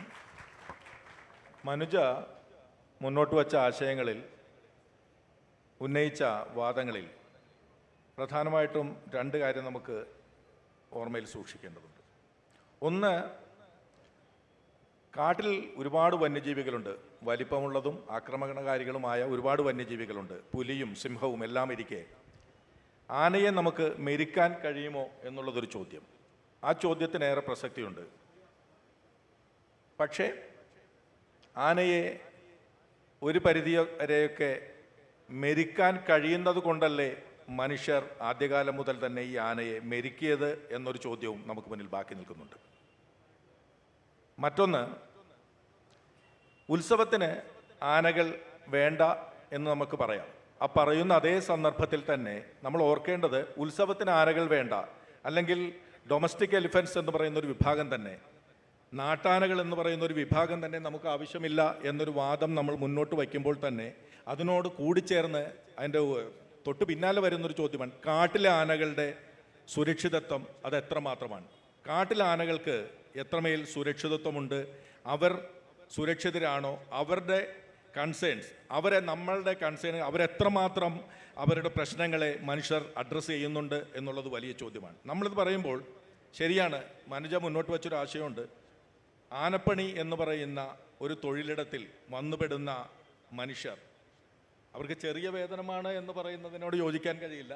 സാമാന്യം വലിയ വേതനം തന്നെ കിട്ടുന്ന ഒരു തൊഴിലിടമാണ് ആനപ്പണി.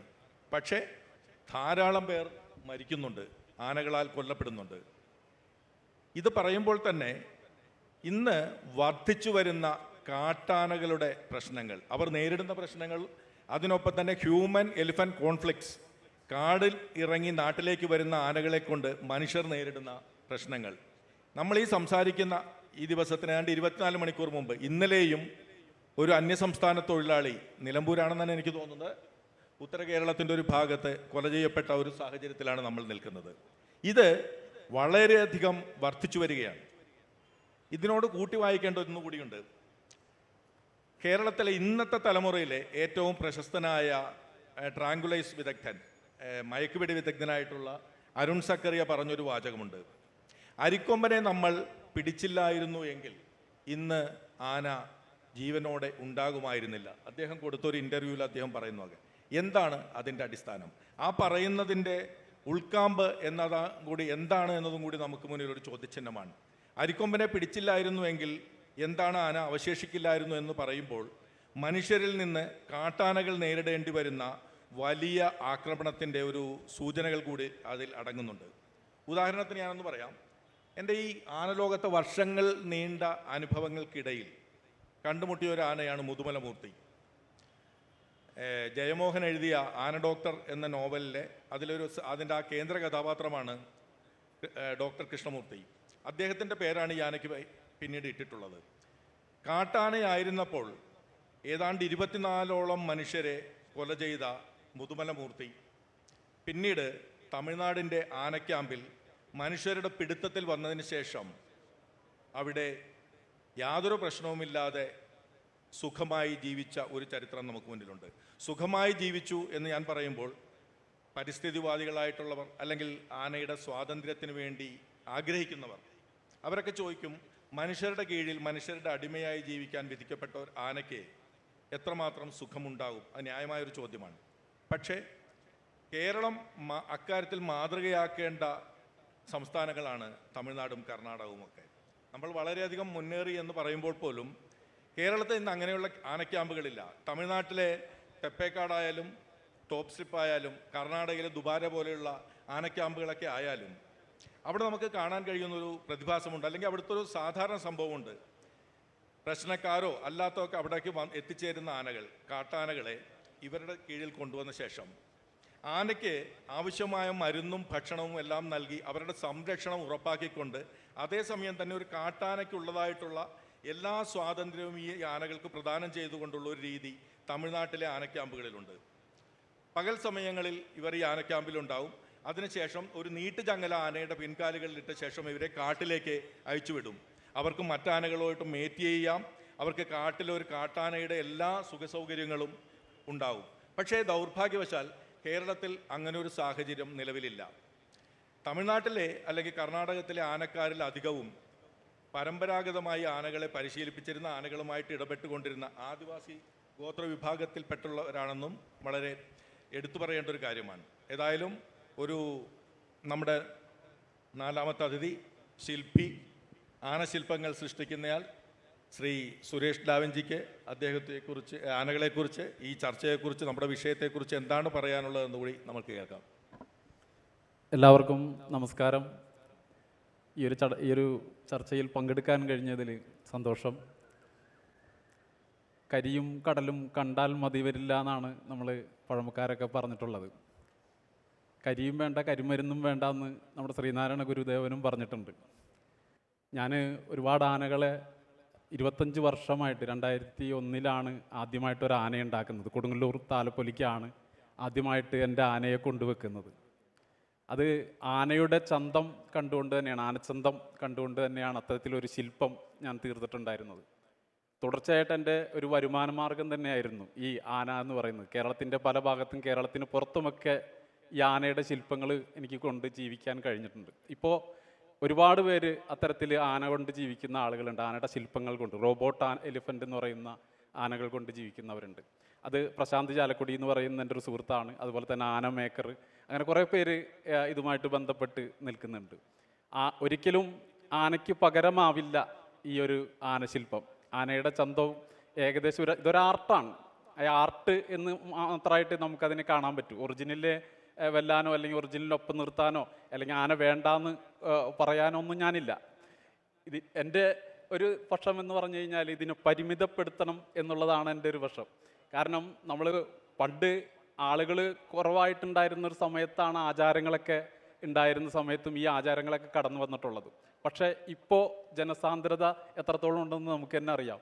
ഈ സമയത്ത് പ്രൗഢിക്ക് വേണ്ടിയിട്ട് ഒരു ആനയെ കൊണ്ട് നിർത്തണം എനിക്ക് ഒരു അഭിപ്രായക്കുറവുണ്ട്. കാരണം അത് എന്താ പറയുക, ഒരു പരിമിതപ്പെടുത്തണം എന്നുള്ളതാണ് എൻ്റെ അഭിപ്രായം. ഇങ്ങനെ ആനയെ നമുക്ക് ഇങ്ങനെ ആവശ്യമായ രീതിയിൽ മാത്രം, ആചാരങ്ങൾക്ക് വേണ്ടി, ആചാരങ്ങളെ ഞാൻ കുറ്റപ്പെടുത്തുന്നുമില്ല, ആചാരങ്ങൾ വേണ്ട എന്നും പറയുന്നില്ല, പക്ഷേ അതിനെ പരിമിതപ്പെടുത്തണമെന്നാണ് എൻ്റെ ഒരു പക്ഷം.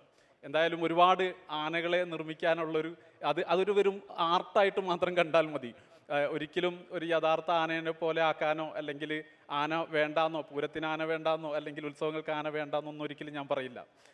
ഒരു ഒരു ഒരു തെരഞ്ഞെടുപ്പ് നമുക്ക് ആവശ്യമാണ്, അതിനൊരു നിയന്ത്രണം നമുക്ക് ആവശ്യമാണെന്ന് മാത്രമേ പറയാനുള്ളൂ. നമുക്ക് ആന എഴുന്നള്ളിപ്പുകളിൽ ആന വേണം, അല്ല ആന എഴുന്നള്ളിപ്പുകളിൽ അല്ലെങ്കിൽ ഉത്സവങ്ങൾക്ക് ആന വേണം എന്ന് പറയുന്നു. പക്ഷെ സാറ് തന്നെ സൂചിപ്പിച്ചതിൻ്റെ അടിസ്ഥാനത്തിൽ ആന പരിപാലനം അത് എത്രമേൽ ആരോഗ്യകരമാണ് കേരളത്തിൽ?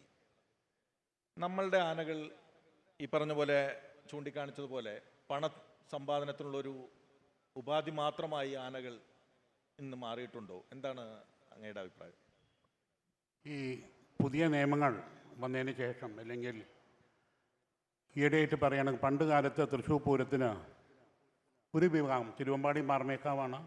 അപ്പോൾ മറ്റു ഘടകക്ഷേത്രങ്ങൾക്കുള്ള ആനകളെയും നൽകുന്നത് തിരുവമ്പാടി മാർമേക്കാവാണ്.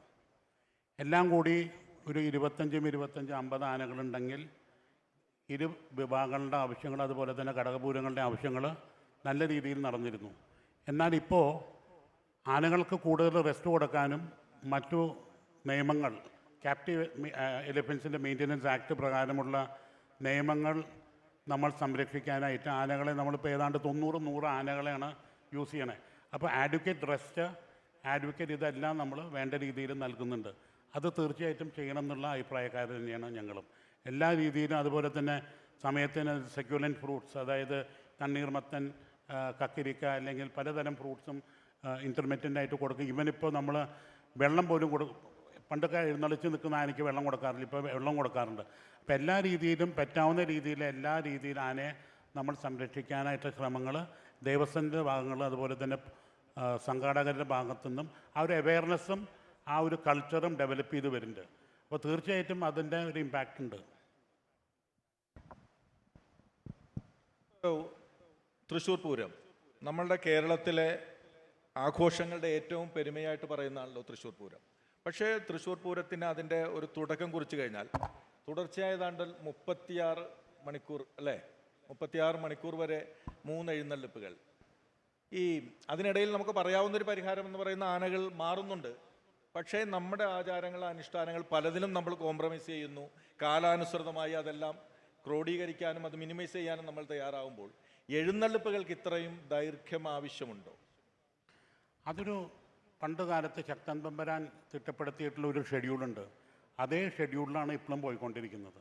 അതിൽ മാറ്റം വരുത്താൻ ആർക്കും താല്പര്യമില്ല. അതുപോലെ തന്നെ പോയിക്കൊണ്ടിരിക്കുന്നു. എങ്ങനെയാണ് അതിന് റെസ്പോണ്ട് ചെയ്യുന്നത്? ഞാനിതുവരെ കാട്ടിൽ ആനയൊന്നും പ്രാർത്ഥിക്കുന്നത് കണ്ടിട്ടില്ല. അതുകൊണ്ട് അങ്ങനെ ആനയ്ക്ക് അങ്ങനെ ചട്ടം മാറ്റുന്നതിൽ എതിർപ്പുള്ളതായി എനിക്കറിയില്ല. ആനയുടെ പക്ഷത്ത് നിന്നാണ് ഞാൻ ചിന്തിക്കുന്നത്. അപ്പോൾ 36 മണിക്കൂർ ആനയെ നിർത്തുക, അല്ലെങ്കിൽ അതിന് ഇത്രയും തിടമ്പേറ്റുക എന്ന് പറയുമ്പോൾ ആനയ്ക്ക് വലിയ താല്പര്യമൊന്നുമില്ല, മനുഷ്യർക്കാണ് താല്പര്യം. മനുഷ്യൻ്റെ നിയമങ്ങൾക്കനുസരിച്ചാണ് നമ്മൾ ഈ കാര്യങ്ങളൊക്കെ ചെയ്യാൻ പോകുന്നതെങ്കിൽ പിന്നെ ആനപ്രേമമെന്നും ആന സംരക്ഷണമെന്നും പറഞ്ഞ് വരരുത് എന്നുള്ളതാണ്. നിങ്ങൾക്ക് തിടമ്പേറ്റണമെങ്കിൽ ഇപ്പോൾ എനിക്ക് ആ ക്ഷേത്രത്തിൻ്റെ പേര് ഞാൻ പറഞ്ഞു, പക്ഷേ ആ ക്ഷേത്രത്തിൽ റോബോട്ട് ആന, നിങ്ങൾക്ക് എന്തെങ്കിലുമൊക്കെ ഒന്ന് കിട്ടിയാൽ പോരെ. പൊക്കമുള്ള ആനയെപ്പോലെ തോന്നുന്ന ഒന്നിനെ മതിയെങ്കിൽ നമുക്ക് റോബോട്ട്, ഇപ്പോൾ എയുടെ കാലവും റോബോട്ടിക്സ് അതിൻ്റെയൊക്കെ കാലവുമാണ്. അപ്പോൾ അങ്ങനെയെങ്കിൽ നിങ്ങളുടെ ആനയെ അങ്ങനെ നിർമ്മിച്ച് സമാധാനം കൈക്കൊള്ളൂ. ആന വേണമെന്നല്ലേ ഉള്ളൂ. അപ്പോൾ അതുകൊണ്ട് തിടമ്പേറ്റുന്ന ആനയ്ക്ക് ഇത്ര മണിക്കൂറിലധികം നിന്ന് വെണ്ണ കൊടുക്കുന്ന കാര്യം എനിക്ക് അദ്ദേഹം പറഞ്ഞു കേട്ടോ. ഈ വെണ്ണ ആനയ്ക്ക് ഇതൊക്കെ ഇഷ്ടമാണോ എന്ന് നിങ്ങൾ പോയി ചോദിച്ചാൽ ആനയുടെ ഭാഗത്ത് നിന്നിട്ട് ചിന്തിക്കൂ. നിങ്ങളുടെ ഇഷ്ടത്തിനാണ് നിങ്ങൾ ആനയെ ഇങ്ങനെ കൊണ്ടുവന്ന് നിർത്തുന്നതും തിടമ്പേറ്റുന്നതും. 36 മണിക്കൂറൊക്കെ ആ പാവം ജീവി നിൽക്കുക എന്നുള്ള നിർത്തം നിൽക്കുക. മനുഷ്യൻ അവിടെ ഇരിക്കാം, അല്ലെങ്കിൽ പൂരപ്രാന്തന്മാരെന്ന് വിളിക്കാൻ ഞാൻ ആഗ്രഹിക്കുകയാണ് ഇങ്ങനെയുള്ള ആൾക്കാരെ. തെച്ചിക്കോട് രാമേന്ദ്രനാണെന്ന് തോന്നുന്നല്ലേ സാറേ, കണ്ണ് വയ്യാതെ നിന്ന സമയത്ത് കോടതി കയറി ആനയെ കൊണ്ടുവന്നൊരു പരിപാടി ഉണ്ടായിരുന്നു. അന്ന് കളക്ടർ അനുപമയാണെന്ന് തോന്നുന്നു അതുമായി ബന്ധപ്പെട്ട് വലിയ മനുജ പറഞ്ഞതിൽ ഒരു ചെറിയൊരു ക്ലാരിഫിക്കേഷൻ ആവശ്യമുണ്ട്. തുടർച്ചയായി 36 മണിക്കൂർ എഴുന്നള്ളിപ്പല്ല. പൂരം അവസാനിക്കുന്നതാണ് 36 മണിക്കൂർ. അതിനുള്ളിൽ 3 എഴുന്നള്ളിപ്പുകളാണ്. തൃശ്ശൂർ പൂരത്തിന് ഇപ്പോൾ 15 പ്രധാനമായിട്ട് 15 എങ്കിലും ഈ അല്ല, ഒറ്റ സെക്കൻഡ്, വെടിക്കെട്ട് നടക്കുന്ന സമയത്ത് എത്ര മണിക്കൂർ നിർത്താറുണ്ടാനെ? എനിക്കതിനെ ഈ വെടിക്കെട്ട് നടക്കുമ്പോൾ ഈ കുടമാറ്റം നടക്കുന്ന സമയത്തൊക്കെ എത്ര മണിക്കൂറുകൾ നിർത്താറുണ്ടല്ലോ? മണിക്കൂറുകളുണ്ട്. ഞാനിപ്പോൾ 36 മണിക്കൂർ തുടർച്ചയായി നിർത്തുന്നു എന്ന് പറഞ്ഞൊരു ക്ലാരിറ്റിക്ക് വേണ്ടി മാത്രം പറയുന്നതാണ്. അതിനിടയിൽ 3 പ്രാവശ്യം ആനകൾ മാറുന്നുണ്ട്. ഈ ഓരോ പ്രാവശ്യവും മാറുന്നുണ്ട്. പിന്നെ ചെറുപൂരങ്ങൾക്ക് ആനകൾ മാറുന്നുണ്ട്. അപ്പൊ ഇതുമായി ബന്ധപ്പെട്ടൊരു വ്യവസായമുണ്ട്. ഇപ്പോൾ നമ്മുടെ സംസ്കാരത്തെ തകർക്കാനുള്ള വിദേശ ശക്തികളുടെ കടന്നുവരവിൻ്റെ ഭാഗമായാണ് ഇത്തരത്തിലുള്ള പരിപാടികളും ചർച്ചകളും നിയമപരമായ മാറ്റങ്ങളും ഒക്കെ കൊണ്ടുവരണമെന്ന് പറയുന്ന അതേ ആളുകൾ ഇതുമായി ബന്ധപ്പെട്ട ബിസിനസ് താല്പര്യങ്ങൾ കൂടിയുള്ള സംരക്ഷിക്കപ്പെടണം, അല്ലെങ്കിൽ കോടിക്കണക്കിന് രൂപയുടെ എക്കോണമി ഇതിൽ ഉണ്ടാവുന്നു എന്നും പറയുന്നുണ്ട്. അപ്പോൾ ആരുടെ എക്കോണമി സംരക്ഷിക്കാനാണ് ഇത് കൊണ്ടു നടക്കുന്നതെന്നൊരു ചോദ്യം കൂടി ബാക്കിയാവുന്നുണ്ട്. എനിക്കറിയാം സമയം വളരെ പരിമിതമാണ്. അതുകൊണ്ട് പൂരത്തിന് അപ്പോൾ ഈ സംരക്ഷണം എന്ന് പറയും പ്രധാനമായും മസ്ത് പീരീഡിലാണ്. ആനകൾ ഈ പൊട്ടിയൊലിക്കുന്ന ഈ സ്രവം ഈ മരങ്ങളിലോ പാറകളിലോ ഒക്കെ തേച്ചും പിന്നെ ഇങ്ങനെ കൊമ്പനായി ഇങ്ങനെ നടക്കുന്നൊരു സമയത്ത് ആനയുടെ ബ്രീഡിങ്ങിന് നിങ്ങൾ സമ്മതിക്കുന്നു. ഇപ്പം ഒരു ആനക്കൂട്ടത്തിലെ എല്ലാ ആനകളും പ്രസവിക്കാറൊന്നുമില്ല. അത് സെലക്ട് ചെയ്യുന്ന ആനകൾ മാത്രമാണ്, അമ്മ മാട്രിയാർക്ക് സെലക്ട് ചെയ്യുന്ന അല്ലെങ്കിൽ അങ്ങനെ സെലക്ട് ചെയ്യുന്ന ആനകൾ മാത്രമാണ് പ്രസവിക്കാറുള്ളൂ. എല്ലാ ആനകൾക്കും ബ്രീഡ് ചെയ്യാനും പറ്റാറില്ല. ഒരു 40-50 ആ റേഞ്ചിലുള്ള ആനകളാണ് ബ്രീഡിങ്ങിന്. ബാക്കിയുള്ള കൊമ്പന്മാരെ കുത്തി ഓടിക്കുവന്മാർ. അപ്പം നമ്മൾ സംരക്ഷണം പറയുമ്പോൾ അടിസ്ഥാനപരമായ ലൈംഗിക ചോദന എന്ന് പറയുന്നൊരു പ്രധാനപ്പെട്ട കാര്യമാണ്. അതിന് പോലും സമ്മതിക്കാതിട്ടിട്ട് ഞങ്ങൾ ആന സംരക്ഷണമാണെന്നൊരു പേര്, നിങ്ങൾക്ക് എന്ത് പേരിട്ടും എന്നെ വിളിക്കാം, ഞാനതിനെ വ്യക്തിപരമായ സംരക്ഷണം എന്ന് വിളിക്കാൻ ഉദ്ദേശിക്കുന്നില്ല. I am really sorry.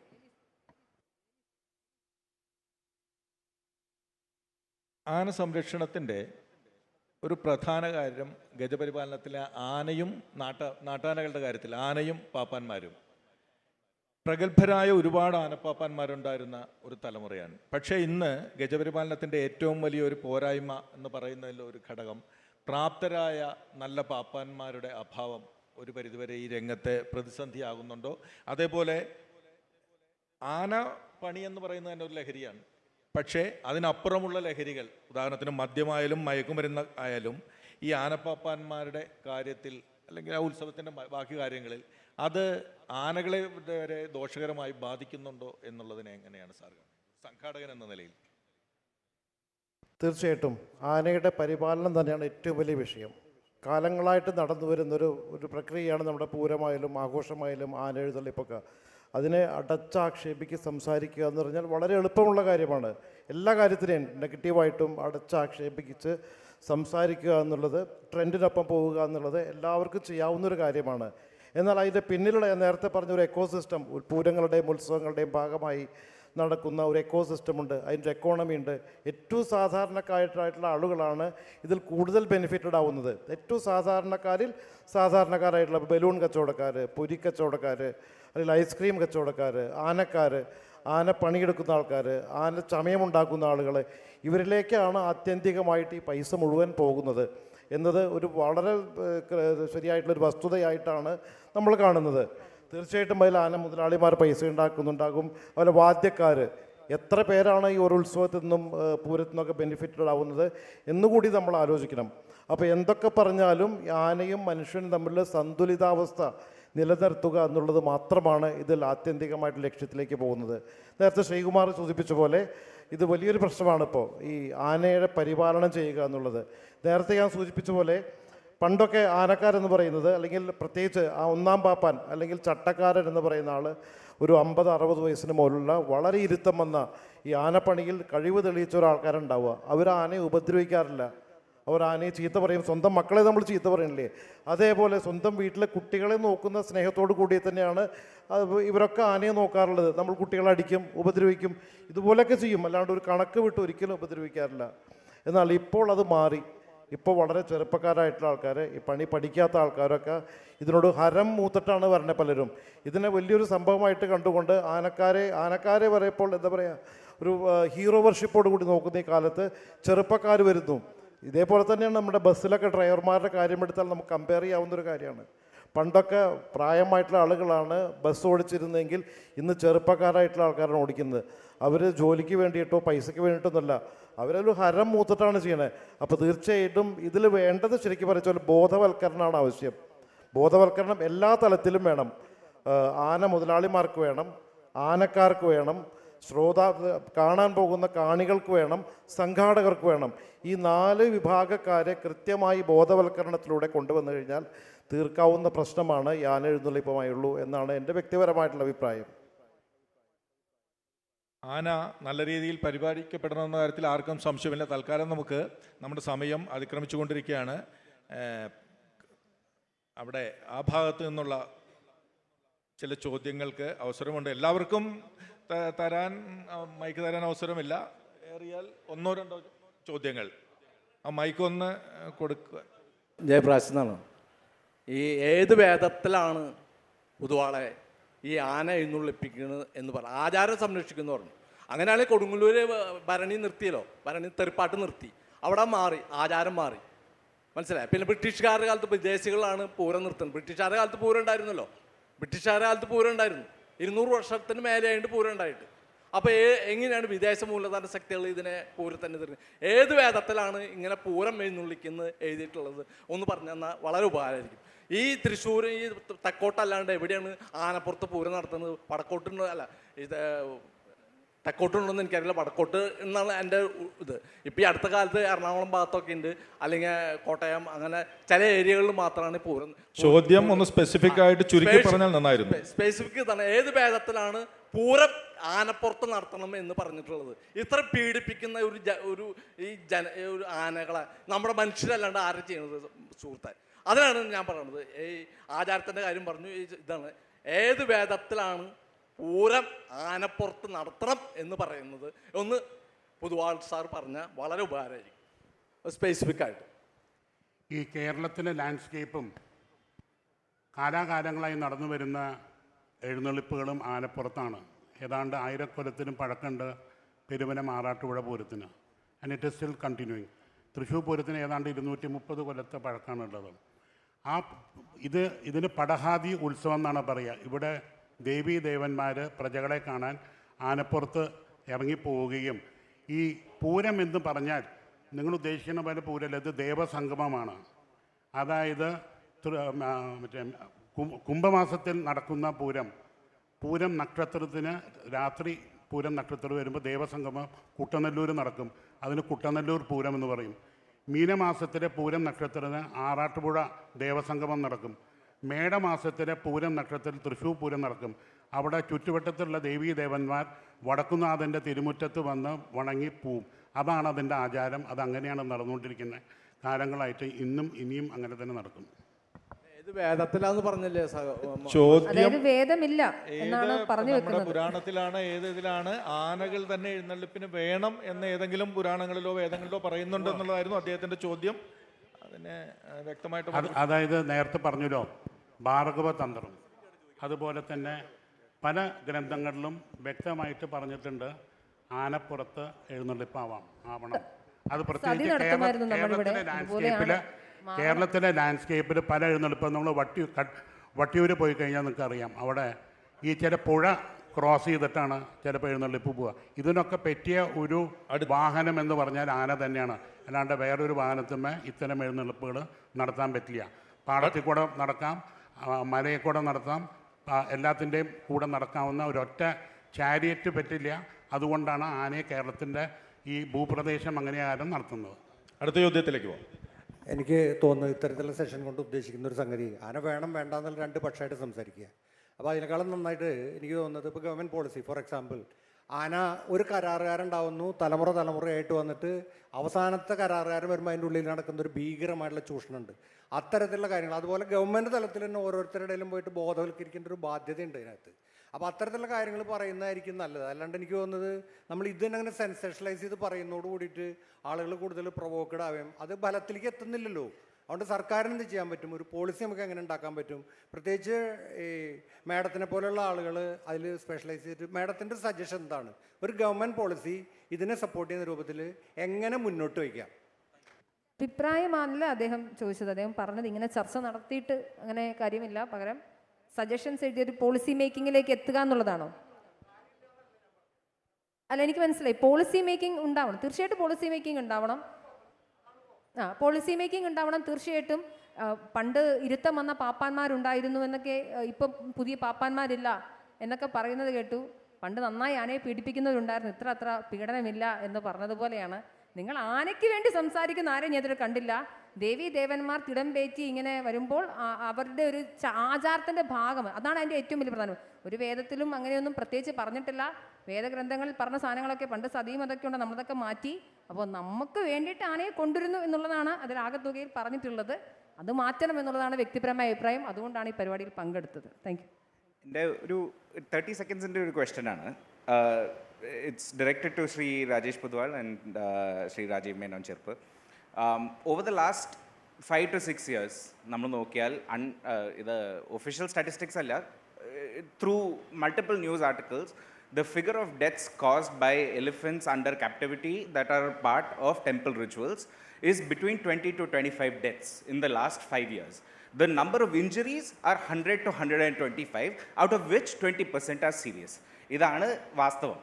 അപ്പോൾ ഈ വാസ്തവം വെച്ച് നോക്കുമ്പോൾ താങ്കൾ Shri Rajesh Poduval, you went to the Supreme Court to get a stay order for the High Court order for restrictions on such usage of captive animals. My question is fairly simple. നമ്മൾ നിയമത്തിൻ്റെ കാര്യം പറയുമ്പോൾ, how many people need to die for you to revisit how you are thinking about this? So, താങ്കൾക്ക് ആചാരമാണോ വലുത്, അതോ is there a bar for the number of deaths that will happen as a result of these എഴുന്നള്ളിപ്പായാലും like whatever it is there a bar for the number of deaths beyond which you will start to reconsider your position is my question. താങ്കളുടെ ചോദ്യം വളരെ പ്രസക്തമായിട്ടുള്ള ചോദ്യമാണ്. അതിന് ഉത്തരമാണ് നേരത്തെ ഞങ്ങൾ പറഞ്ഞത്. ഇത് പ്രോപ്പറായിട്ടുള്ള ഒരു ഗൈഡ് ലൈനാണ് വേണ്ടത്. നിങ്ങൾ ആലോചിച്ച് നോക്കൂ, 2024 48,000 റോഡ് ആക്സിഡൻറ്റ് ഉണ്ടായിട്ടുണ്ട്. 4,800 പേര് മരിച്ചിട്ടുണ്ട്. ഇതിൽ 5 ലക്ഷത്തോളം പേർക്ക് അതിൽ ആക്സിഡൻറ്റ് പറ്റിയിട്ട് ഇഞ്ചുറി പറ്റിയിട്ടുണ്ട്. അതിൻ്റെ അർത്ഥം റോഡ് ഗതാഗതം നിരോധിക്കുക എന്നുള്ളതല്ല, വ്യക്തമായ നിയമങ്ങൾ ഉണ്ടാക്കിക്കൊണ്ട് മുന്നോട്ട് പോകണമെന്നുള്ളതിൻ്റെ തീർച്ചയായിട്ടും റെഗുലേഷൻസ് വേണം, നിയമങ്ങൾ വേണം, ബോധവൽക്കരണം വേണം. അതിൽ കൂടെയാണ് ഈ കാര്യങ്ങൾ മുന്നോട്ട് കൊണ്ടുപോകേണ്ടത്. ശരി, താങ്കളുടെ അതേ ലൈക്ക് ലൈൻ ഓഫ് റീസണിങ്ങിൽ വെച്ച് നോക്കുമ്പോൾ താങ്കൾ ടെമ്പിൾ എക്കോണമീൻ്റെ കാര്യത്തിൽ കുറേ സംസാരിക്കേണ്ടായി. How much of that temple economy, how much of that rupee generated from temple festivals is attributable to elephants? എൻ്റെ അച്ഛൻ തൃശ്ശൂർ പൂരം കാണാൻ പോകുന്നത് പഞ്ചവാദ്യം കാണാനാണ്, ആനയെ എഴുന്നള്ളിക്കാനല്ല. So when you're attributing the entire temple economy to just elephants, that is incorrect completely. Second, നമുക്ക് ഗതാഗതം തടസ്സപ്പെടുത്താൻ പറ്റില്ല. The movement of people is crucial for the economy of Kerala. But the availability of elephants in a temple festival is not at all tied to the revenue generation of that temple festival. So they are apples and oranges. നിങ്ങൾ compare ചെയ്യുന്നത് രണ്ട് ഭാഗങ്ങളാണ്. നിങ്ങൾ നിയമങ്ങൾ പറയണു, traffic ഗതാഗത നിയമങ്ങൾ ഇഷ്ടം പോലെ വരുന്നുണ്ട്. താങ്കളിപ്പോൾ ലിറ്ററലി കൊച്ചിക്കൂടെ ഓടിച്ച് വരികയാണെങ്കിൽ there are signals, there are zebra crossings, there are people. ഇന്നലെ പറഞ്ഞിരിക്കുന്നുണ്ട്, നിങ്ങൾ സിഗ്നൽ ഇല്ലെങ്കിലും നിങ്ങളൊരു സീബ്ര ക്രോസിങ്ങിൽ ഒരു സീനിയർ സിറ്റിസൺ അവിടെ നിൽക്കുന്നുണ്ട്, നിങ്ങൾ അവിടെ നിർത്തി കൊടുക്കണം, ഇല്ലെങ്കിൽ നിങ്ങളുടെ ഡ്രൈവിംഗ് ലൈസൻസ് പൊട്ടൻഷ്യലി ക്യാൻസൽ ചെയ്യപ്പെടും. അത്രത്തോളം നിയമങ്ങൾ അവിടെയും വരുന്നുണ്ട്. There is a necessity for traffic. There is no necessity for elephants in temple festivals. So why create laws that govern supply when you should focus on the demand and minimizing that demand to zero is the basic question. Excuse me, I'll come to your point. I think more elephants are being killed or are dying in the forest. If you look at the per capita number of elephants that are dying in forest than in the captive state. That is one thing. More people are getting killed due to animal. I think it is immoral to compare natural deaths versus No, what I'm is completely I'm just telling you the No. See, I'm just telling you the statistics. You don't have to get affected. You don't have to get affected when I'm talking about statistics. Okay? And then more people are getting killed due to animal-human conflict when animals come down and kill people on the... Even yesterday there was a death in Nilambur. No, who encroached? I think if you look into the forest area, during the past 30, 40 years, the forest percentage in Kerala has only increased. It has not reduced. So don't talk about encroachment. ഈ വിഷയത്തെക്കുറിച്ച് ചർച്ച ചെയ്യാൻ ഇനി ഒരുപാടുണ്ട്. പക്ഷേ സമയപരിമിതി മൂലം നമ്മൾ അതൊന്നും നിയന്ത്രിക്കേണ്ടതാണ്. അപ്പോൾ അതെ, ഇത് കടൽ പോലെ തന്നെ ഒരു പരന്നു കിടക്കുന്ന വിഷയമാണ്. എത്ര സമയം വേണമെങ്കിലും നമുക്ക് ആനകളെ കുറിച്ച് ചർച്ച ചെയ്യാം. പക്ഷേ ഇവിടെ വെങ്കടാചലം സമയമില്ല, സമയത്തിന്റെ പരിമിതി. പ്രോഗ്രാം കഴിഞ്ഞാലും പുറത്തുണ്ട്, നമുക്ക് പുറത്ത് നിന്ന് ചർച്ച ചെയ്യിക്കുന്നു. പുറത്തിറങ്ങിയാലും നമുക്ക് സംസാരിക്കാമല്ലോ. 2 മണിയായി. നമ്മൾക്ക് തരുന്ന സമയത്തിന്റെ നിഷ്കർഷ അത് നമ്മൾ പാലിച്ചല്ലേ പറ്റൂ. വെങ്കടാചലം നമുക്ക് കാണാം, സംസാരിക്കാം. തുടർന്നാണെങ്കിലും അതിന് അവസരമുണ്ട്. ഏതായാലും ഇവിടെ കൂടിയിരിക്കുന്ന എല്ലാവരിൽ നിന്നും ഉയർന്നു വന്ന ഒരു അഭിപ്രായം എന്ന് പറയുന്നത് ആനകളുടെ കഷ്ടപ്പാടുകൾ ആചാരങ്ങൾക്ക് വേണ്ടിയാണെങ്കിലും ഇതാണെങ്കിലും അതെല്ലാം കുറയ്ക്കുക. പക്ഷേ ആചാരങ്ങളുടെ കാര്യം പറയുമ്പോൾ നമുക്കിവിടെ കേട്ടൊരു കാര്യമുണ്ടായിരുന്നു. കോഴിവെട്ടും ആടുവെട്ടും എല്ലാം നിരോധിക്കപ്പെട്ടു. പക്ഷേ നിരോധിക്കപ്പെട്ടു എന്ന് കേൾക്കുമ്പോൾ നമുക്ക് ഏറെ സന്തോഷമാണ്. പക്ഷേ അമ്പലങ്ങളിൽ ആനകളും ആടും കോഴിയുമെല്ലാം വെട്ടുന്നത് നിരോധിക്കപ്പെട്ടു. പക്ഷെ അന്നും കഴിച്ചിരുന്നത് ദൈവങ്ങളല്ല, ദൈവങ്ങളുടെ പേരിലുള്ള കഴിച്ചിരുന്നത് മനുഷ്യർ തന്നെയാണ്. ഇന്ന് ആടുവെട്ടും കോഴിവെട്ടുമെല്ലാം നിരോധിക്കപ്പെട്ടിട്ടും അതിനുശേഷം ഇതിൻ്റെ എണ്ണം, വെട്ടുന്നതിൻ്റെ എണ്ണത്തിൻ്റെ എത്ര മടങ്ങ് 10 മടങ്ങായി വർദ്ധിച്ചിരിക്കുന്നെന്ന് എന്നുകൂടി നമ്മൾ ചിന്തിക്കേണ്ടതുണ്ട്.